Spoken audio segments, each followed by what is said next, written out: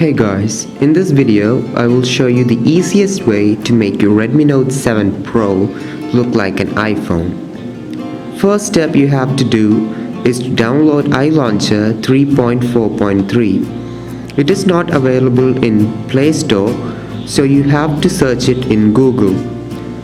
Download it from any link given in Google search.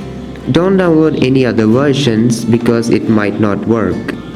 After you download it and install the launcher, all icons will be scattered. You have to manually arrange it just the way I did. Once you install the launcher and manually arranged all the icons, now you have to apply the theme.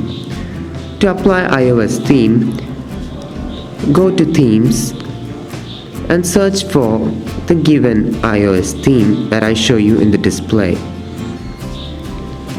After you download the theme and apply the theme, all the dialer settings and all other menus will look like iOS.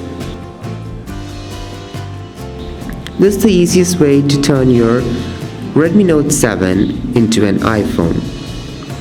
Thank you so much for watching this video. For more videos like these, click on the subscribe button and I'll catch you guys in the next one.